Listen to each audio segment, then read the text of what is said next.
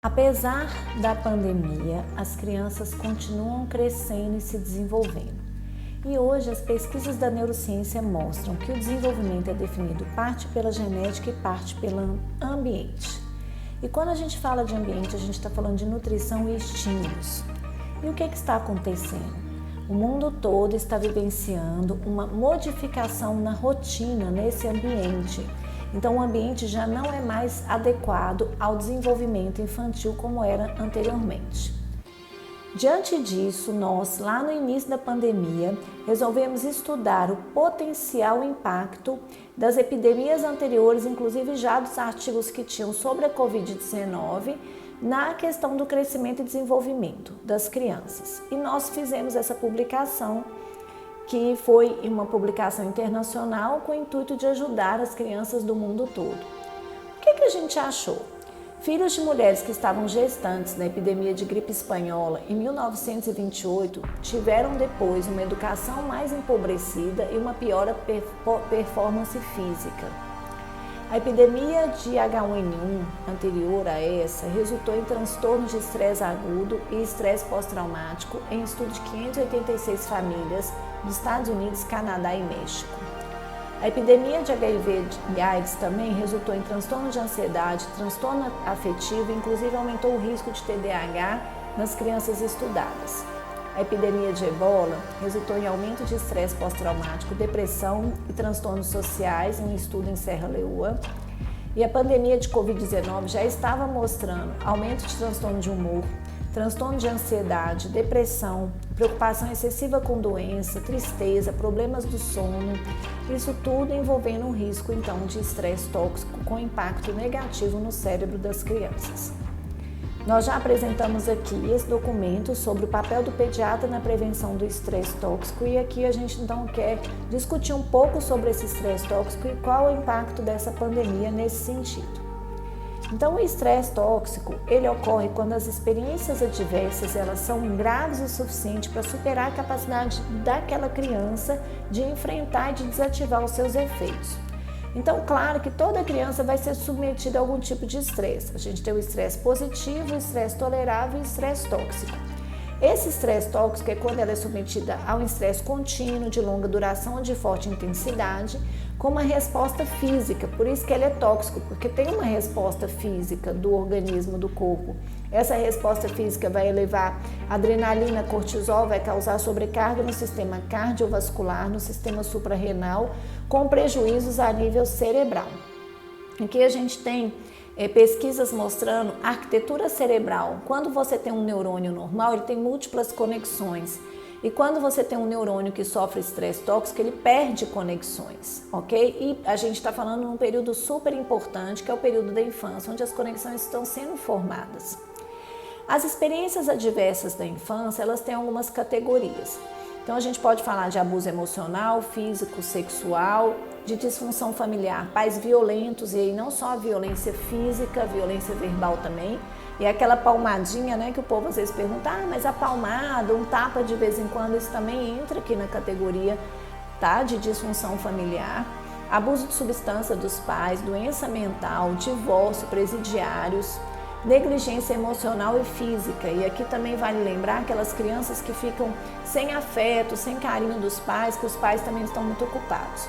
Quanto maior o número dessas experiências adversas na infância, maior o score e aí maior o risco de impacto negativo em relação ao estresse tóxico. Isso de forma geral que já tinha no nosso documento. E aí vem a pandemia. Isolamento social, falta de brincar com os pares, fechamento das escolas, praças, praias, parques, aulas online, medo de adoecer, medo da morte, ansiedade, depressão dos pais, às vezes enfrentamento de morte de familiares, de internação de familiares, de doença de familiares, higiene, necessidade de uma higiene constante, uso de máscaras, as famílias brigando porque tem que usar a máscara adequada, não pode encostar aqui, não pode encostar ali, restrição de estímulos e de atividades ao ar livre, sobrecarga dos pais pelo cuidado das crianças em tempo integral, mais muitas vezes atividade em home office, mais afazeres domésticos, mais a necessidade de atualização de notícias, de lidar com algum parente doente. Então essa pandemia veio trazer muito mais experiências adversas para essa infância que em muitos casos já passavam por essas questões. Então hoje a gente tem alguns grupos de crianças, claro que são mais prejudicados e outros mais protegidos. Mas essas adversidades, elas podem gerar estresse tóxico em todas as categorias, tá? Ou no mínimo é um estresse tolerável, porque é um estresse contínuo e um estresse muito elevado, muito diferente da necessidade que a criança ela precisa para se desenvolver. E outras crianças são mini executivos sobrecarregados de tarefas. Então a gente tem aquelas crianças que estão submetidas à aula online e estão com excesso de tela e sobrecarregados de tantas atividades online. A gente tem aquelas crianças que não têm condição de assistir às aulas online, que as famílias são cobradas de responder deveres, tarefas, sendo que a família não consegue dar o suporte. E ainda tem aquele outro grupo de criança que não tem aula online, que não consegue fazer o dever em casa e que também está sofrendo uma violência contínua num ambiente desprotegido. Muitas crianças estão nas ruas, ou estão com negligência afetiva, ou estão lá cuidando do irmãozinho menor, ou submetidas o tempo inteiro, às vezes, a um pai ou uma mãe que tem algum transtorno psiquiátrico, algum alcoolismo, algum tipo de violência. Antes essas crianças tinham escola, que era um ambiente mais protegido, e até para identificar esse tipo de violência, agora elas já não têm mais esse ambiente, tá? E aí a gente fez alguns estudos, e esse estudo aqui que a gente vai trazer para vocês é mostrando essa questão do excesso de uso de eletrônicos, né? Então a gente fez uma pesquisa aí, depois daquela pesquisa de revisão, uma pesquisa com quase 4.000 crianças, esses dados são dados parciais, e mostra que quase 50% das crianças fazem uso mais de 4 horas, sendo que para nenhuma idade é recomendado o uso de telas por mais de 4 horas. E claro, essas crianças precisam de usar a tela porque muitas estão na aula online e outras porque também não têm acesso a outras atividades de lazer. Além disso, a gente fez na pesquisa uma avaliação se a criança tem alguns indícios já de risco para esse estresse tóxico. Então aqui nessa pergunta, ela está se sentindo preocupada? A gente vê que alguns pais responderam nem um pouco, que é 42%, quer dizer, a maioria dos pais mostra que a criança está muito preocupada, tá? Pouco, moderadamente, muito ou extremamente. Então o que a gente vê é que a maioria das crianças tem um nível de preocupação acima do normal. E aqui quando pergunta, a criança está se sentindo triste? 42% não estava. Mas o resto das crianças estavam se sentindo tristes no momento da pesquisa. Então a gente vê um risco aumentado aqui do estresse tóxico, já com impacto na qualidade de vida dessas crianças. A criança tem tido problemas para dormir? A mesma coisa, menos da metade, 47,8%, não tinha nenhum problema. Mais da metade tinha um problema para dormir. E essa criança tem medo que algo ocorra consigo?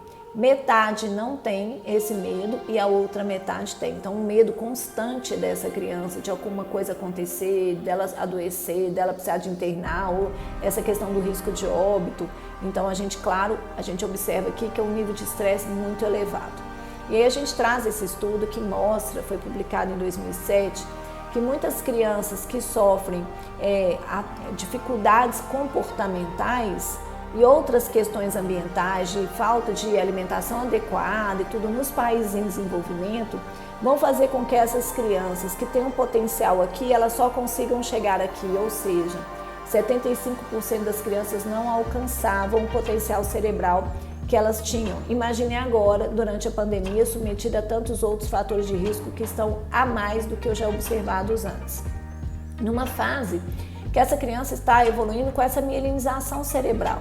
Então o cérebro está amadurecendo de posterior para anterior. A gente observa nessa figura que as partes azuis e roxas são as mais amadurecidas e o cérebro só vai finalizar o seu amadurecimento aos 20 anos. Então esse período tão crítico que precisa de tantos estímulos e que o estresse tóxico vai fazer perder conexões neuronais num período onde deveriam estar se formando conexões neuronais.